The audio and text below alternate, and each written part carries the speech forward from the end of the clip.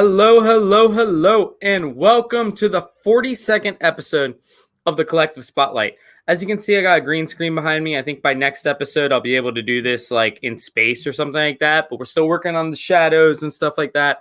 So today I'm just sitting in the green room, but it works out because I got a really awesome guest today. He actually was in our store on Saturday, did phenomenal, met a ton of people, came in with his son, Jax. Without any further ado, Bobby Gregory, Rob Anderson, writer of Catdad and Supermom. How are you doing, man? I'm doing great. And let me just say, man, that this weekend, that thing you put on was amazing. It was the first taste of a Comic-Con I've had in way too long. It was amazing. Thank you for hosting it.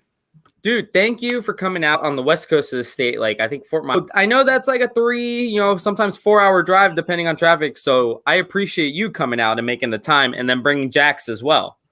Oh, it was well worth the time. He loves that shop. He loved hanging out. He got to see his friends. Joel Rodriguez was there. Travis Gibb was there. Chuck all the way from Texas. Jonathan Hedrick was there.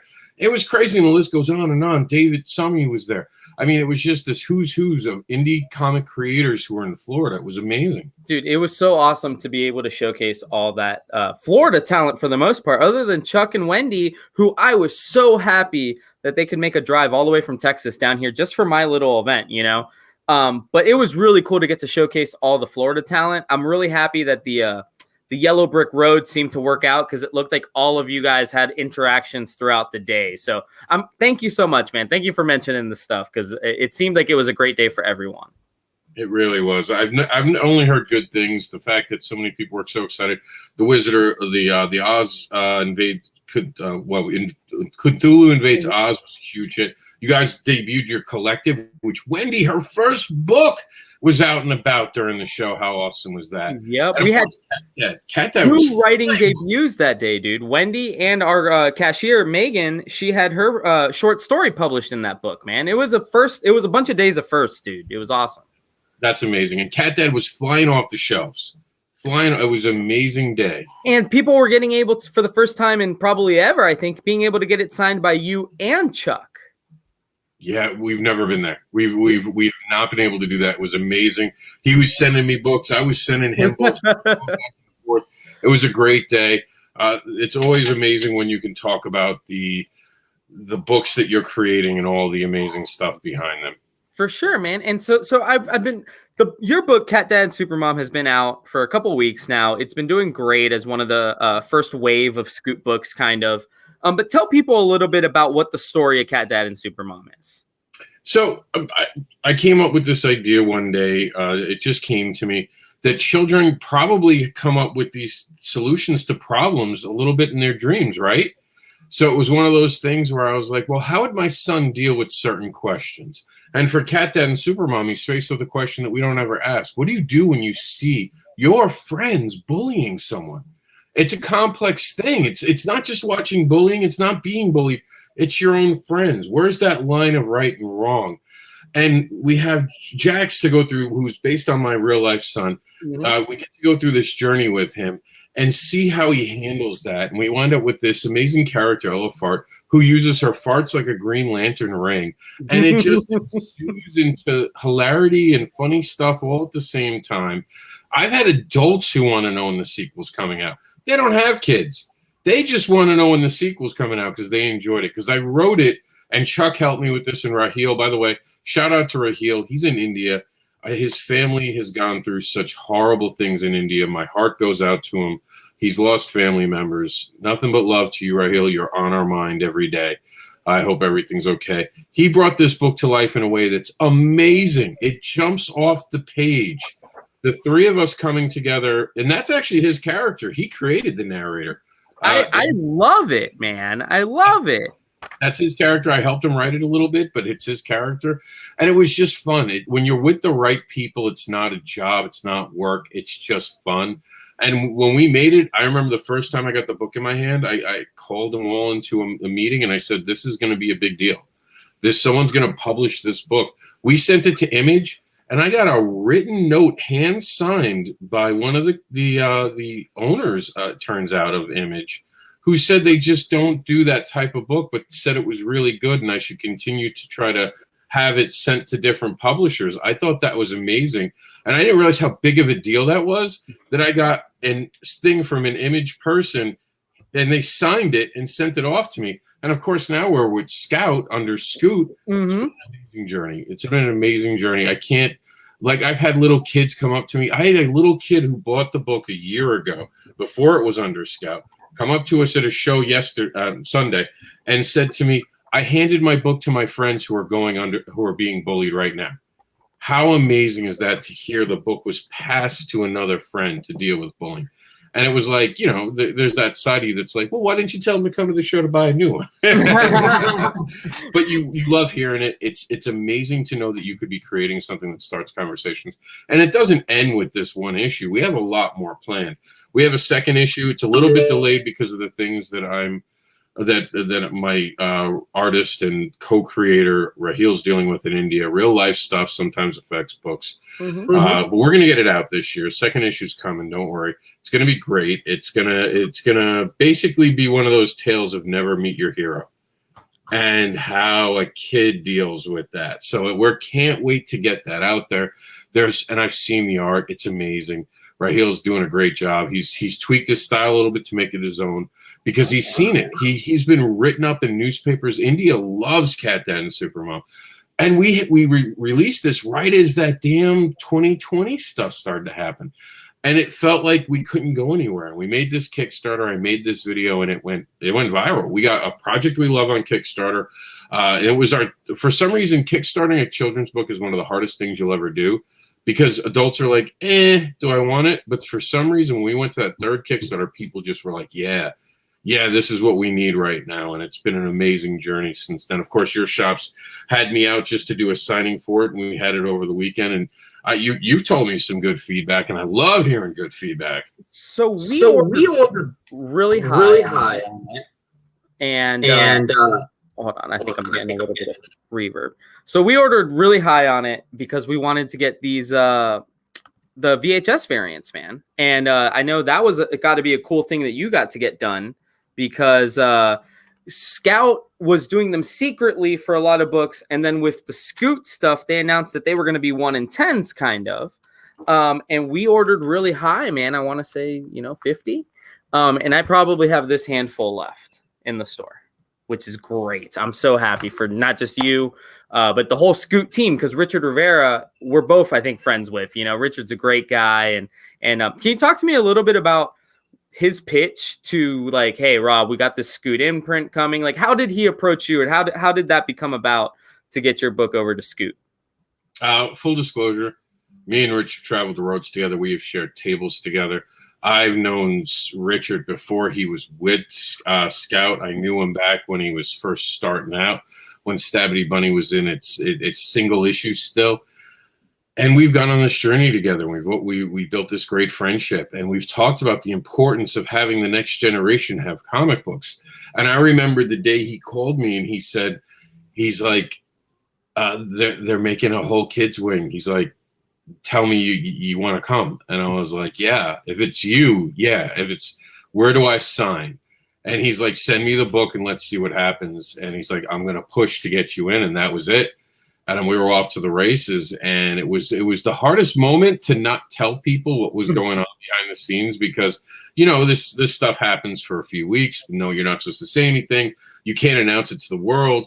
I remember privately telling the team knew, like Rahil and Chuck knew during the whole process what was going on, because they're part of your team and no one could say anything to anyone.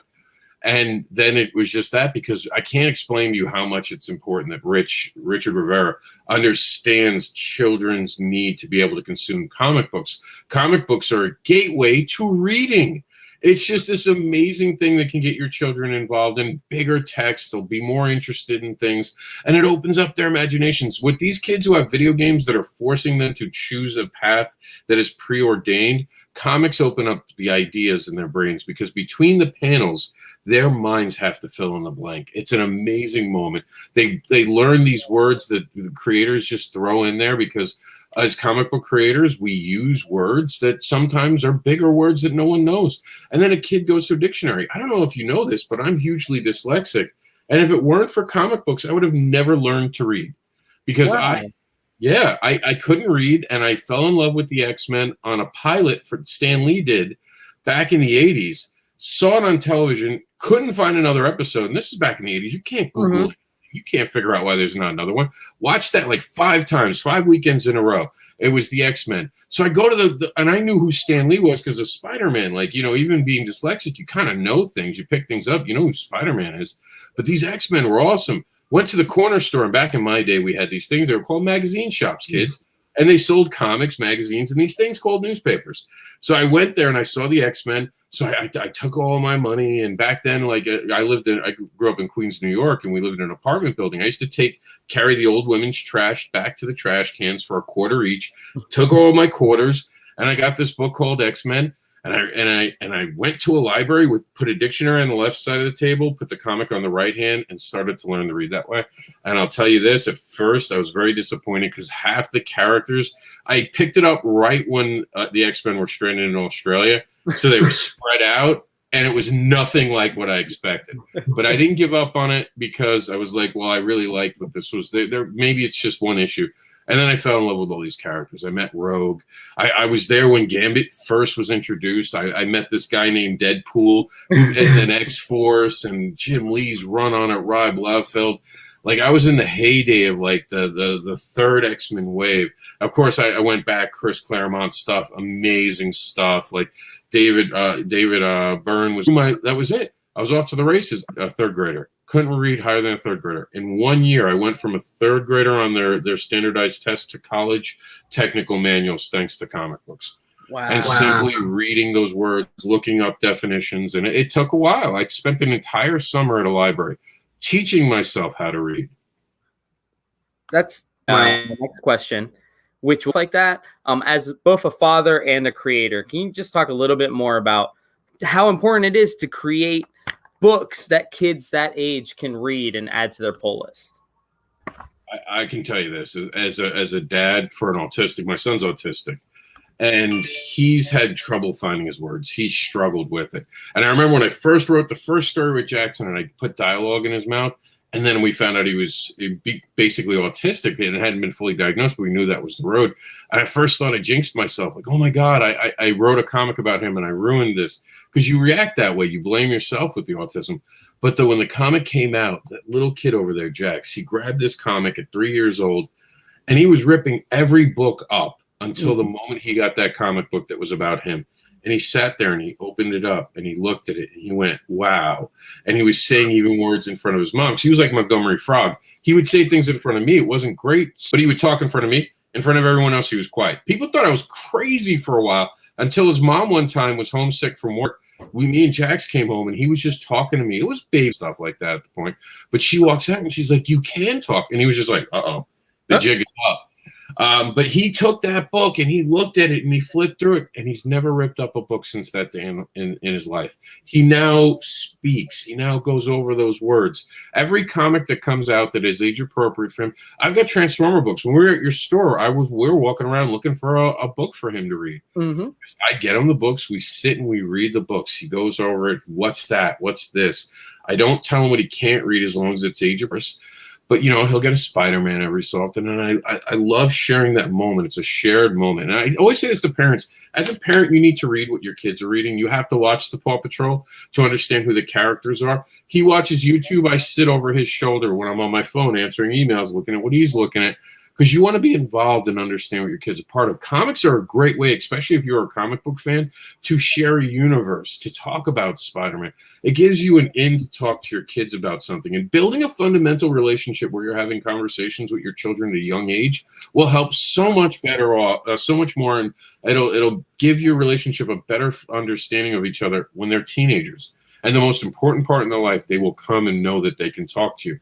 Because I think too many parents do walk away from the responsibility of not just monitoring what their children are reading, but being actively involved in it. Oh, just go watch TV. What are you watching, kid? What is it that you like? You know, I mean, the fact that he likes Deadpool, I blame on cons. The kid's done over 100 cons, and every Deadpool comes up to him and as nice as can be. You know, he loves stormtroopers. He was watching The Mandalorian, and he had mixed feelings about what The Mandalorian was doing to the stormtroopers. He was like, "What? But why? Why would you blast them?" That's great. I can't explain to you how powerful the idea of an actual book in a child's hand is, how much that unlocks, how that can give you guys something to do together. You could be there reading with the kid. You could do voices with the kid. Those kids will remember sitting and reading comic books with you.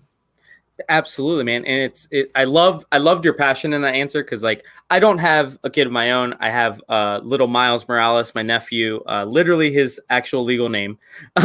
But Miles is 2 years old, and I buy him comics all the time, like little board books and things like that. Rich was actually telling me that Scoot's planning to do some board books, and those are cool because at that age they do break the books every once in a while, or they rip the pages, and it's always great to have something that we can share as nerds a little bit, that we can share with the younger generation, because if they don't access those comic books, those characters, who's going to pick it up after us is the question I kind of always find myself asking, and as a retailer, who will be coming into my store 20 years from now, hopefully it's those kids that are kids now. So it's so important, dude. Oh, absolutely. You say that, and it rings true that the people who reached kids, Stan Lee kept a generation involved with him because he reached every age group. And no one knows this, but Stan Lee was part of Underground Comics. Marvel did do Underground Comics for a little while under their own imprint. It wasn't that he didn't do it. It's that he did everything. Like I don't think people understand how important it is to get comics in a kid's hand. Because if you implant it at an early age, they're a fan for life. All those people online right now telling you about how they don't like the current Spider-Man, that's because they read Spider-Man back in the 80s, and they haven't picked up a comic book in 10 years or given it a chance to read it. But it's still ingrained in them.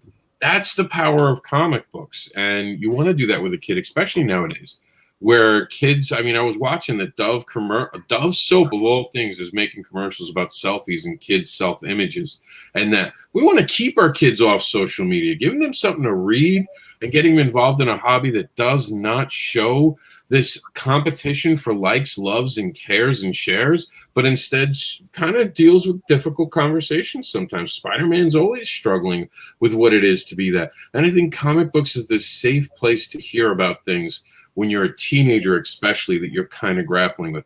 Who didn't feel like the Hulk when they were a teenage boy, all aggressive and or Wolverine, just, you want to have the claws pop out and just handle things. That was an escape. It was a way to breathe and get through the moments. You didn't have to go play a video game.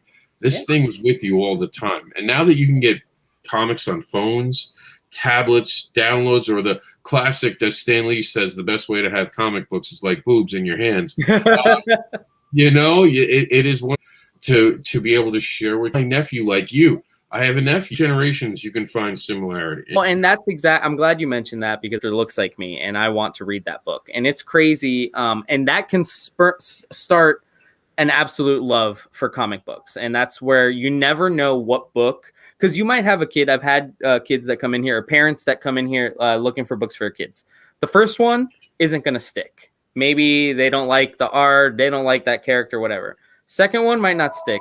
Eventually, by the third or fourth book, there is something for every kid out there in comic books, I think, personally. Yeah, absolutely. So, Rob, you mentioned that, and I know you don't want to spoil it, and you got lots to work on still. But you mentioned how your next, you're already working on the next Catdad book.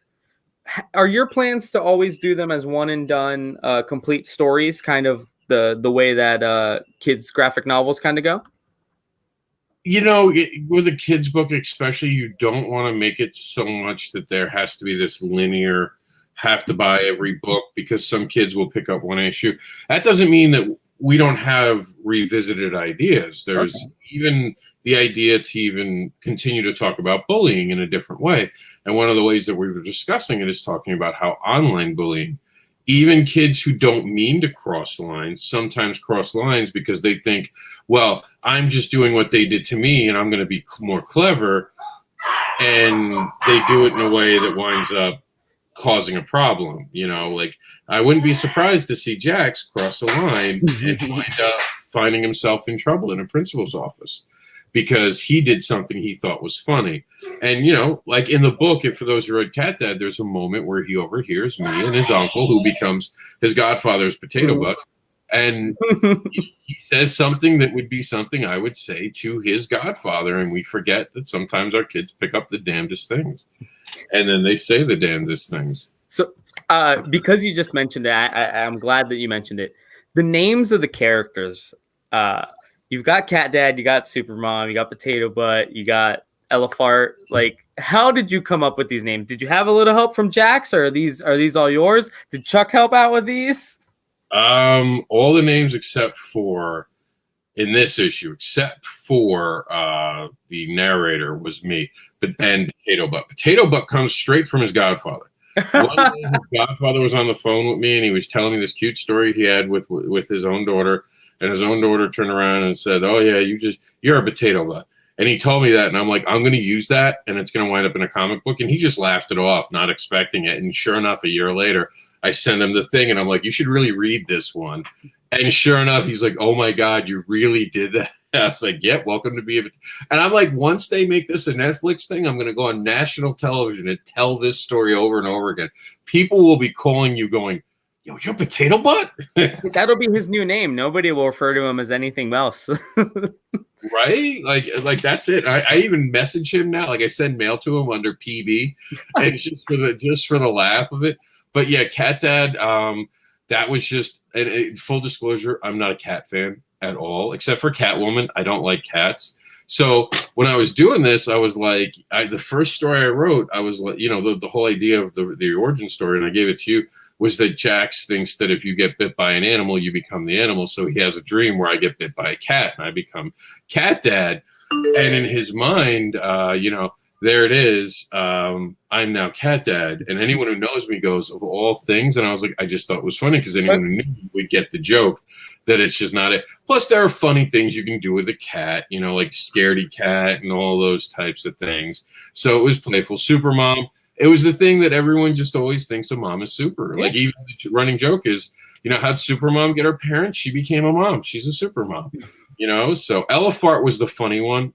True story. We were on a video like this, and we were talking, and so I did like a Q&A. Me and Chuck were actually on it, and I did ask me a question. So someone turns around and goes, how do you get rid of writer's block? And I said, stop making an excuse for yourself and having it. They're like, what do you mean? I was like, there's no such thing as writer's block. You know how I know? Because I've gone to work as a manager for over 2 decades of my life, and no one's ever come up to me and go, Rob, I have worker's block today. I just can't sweep the floor. I don't know. I'm just not motivated enough to sweep the floor. And I've never heard that. I was like, it doesn't mean you're going to have your best day, but you sit down and you write. And they're like, oh, yeah, you could write anything? I was like, anything. They're like, okay, write a story about an elephant. Okay. And another person chimes in, yeah, and an elephant that farts. Ladies and gentlemen, I give you Elefart. That is awesome. And you are not the first person I've ever heard say that writer's block isn't real, because, and actually the same exact thing, just write. It may not be good, but it'll get you out of that funk. I think I heard that when I was in journalism school. And it was like, just write, man, because if you sit there and just wait for it to come to you, you're going to have nothing on the page. If you start tapping away, well, at least you'll have some words on there, and at least maybe 1% of that can be useful, and that's better than none, right? Yeah, it's muscle memory. It's getting used to it. I now, when I take Jax to his speech and occupational therapy, I take a folding table. I set up a table outside in Florida. I'm there, type, writing stories, because you got to make time. And in life, the one commodity, your best currency in life is your time, and half of you aren't spending it right. You guys are making excuses why you can't get things done. It's not that you can't, it's that you're not willing to spend your money right. You'd rather have fun right now than have those things. Because, think about it. When we get depressed, we don't get depressed because we have accomplishments. We get depressed because we haven't accomplished things. I don't know anyone who goes, well, I'm so happy I accomplished level 37 in the video game 5 years ago that I no longer play.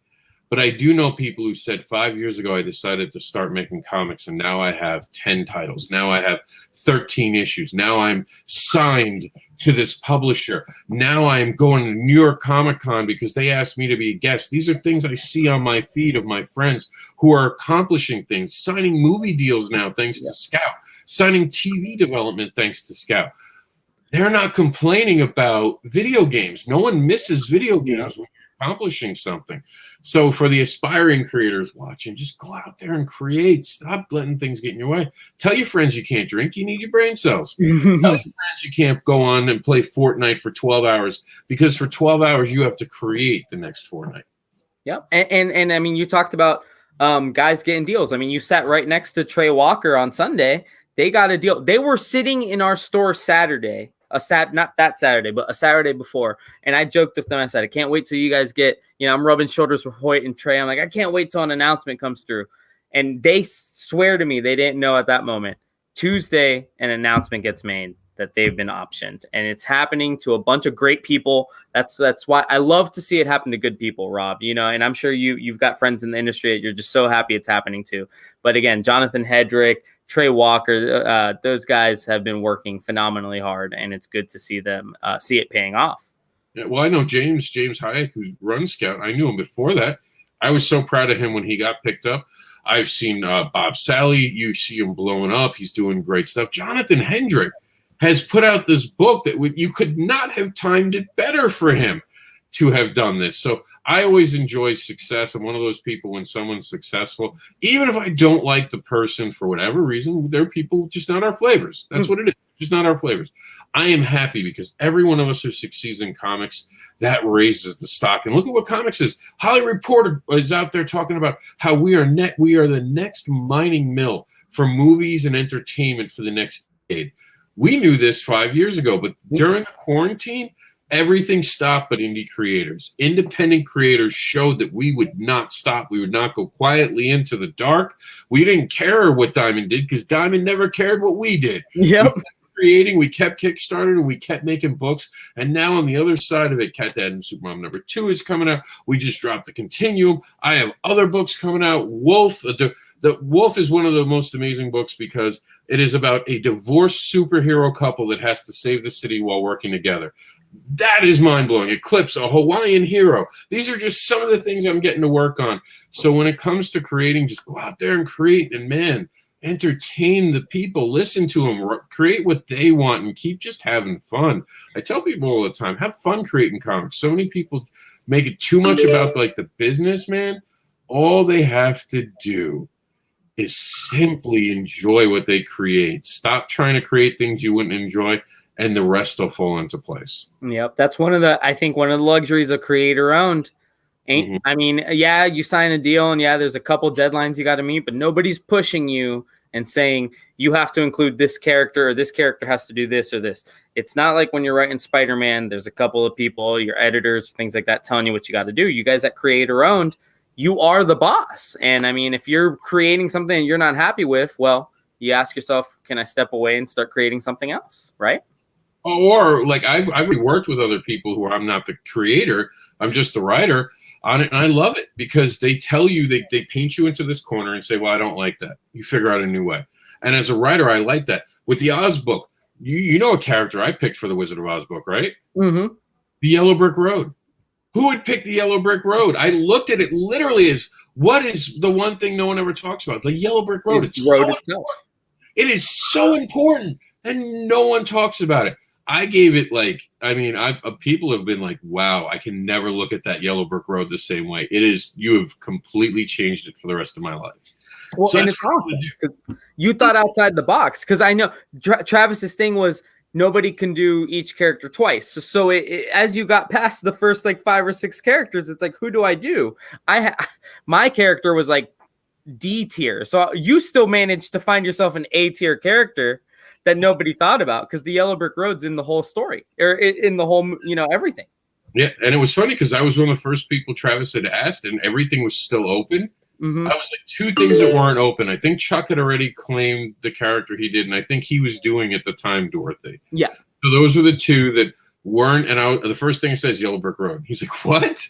He's like, you don't want this one? You don't want that one? I was like, no, I want the Yellow Brick Road. He's like, whatever. Go ahead.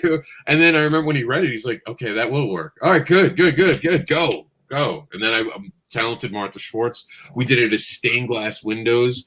It was just this love letter to creativity, figuring out this different way to tell a story about something that was so important that never really got paid attention to, except for like One song in a movie. Yeah. One song that probably was just shoehorned in there because it probably was really good. It was a really good song. Well, Rob, you can tell the people where they can find you. Are you on? I know you have the comic, the Advocates stuff, so you can tell people where to go there. But where are you on social media as well and anything like that? Well, you can find Catdad and Supermom at Scout Comics. Just go over to Scout Comics, look up Catdad and Supermom, pops up right away. Get yourself a copy. Comes in PDF. You can get that cool variant, or you can get the standard edition. They're all available right now. You can see me at different shows. If you're in Florida, just follow me. Oh, you can go to comicbookadvocates.com. Check out our Comic-Con highway, and you'll see where I'm going to be going. And if you want to follow me, Bobby Gregory, it's really simple. Just go to catdadandsupermom.com. And you'll see anything that's updating with anything under the Bobby Gregory brand. And look forward to giving you guys the next issue of Catdad Supermom as soon as possible. Dude, thank you so much, dude. Thank you again for your time this past weekend. Thank you for coming on the show. Again, guys, the book is Catdad Supermom. Again, one of our best-selling, actually probably is our best-selling kids book. Top two, because I think Soulstream and this have just flown off the shelves. So again, congratulations. We cannot wait to see the next one. And thank you so much for coming on, Rob. We appreciate it. Thank you for the time. Yep. Take it easy, man. You have a good one. So thank you, everybody, for joining me for the 42nd episode of the Collective Spotlight. Little by little, we're getting to 50. I don't know what we're going to do for 50. Maybe we'll just like pretend it didn't happen. We'll go jump right to 51. But we have tomorrow the Collective auction with all these green items back there. But no, Steven will have a promotional post here tomorrow morning. And there's a post out. There's a post out. We got great stuff. Join us 6:30, 7:30, 5:30 here on the Collective.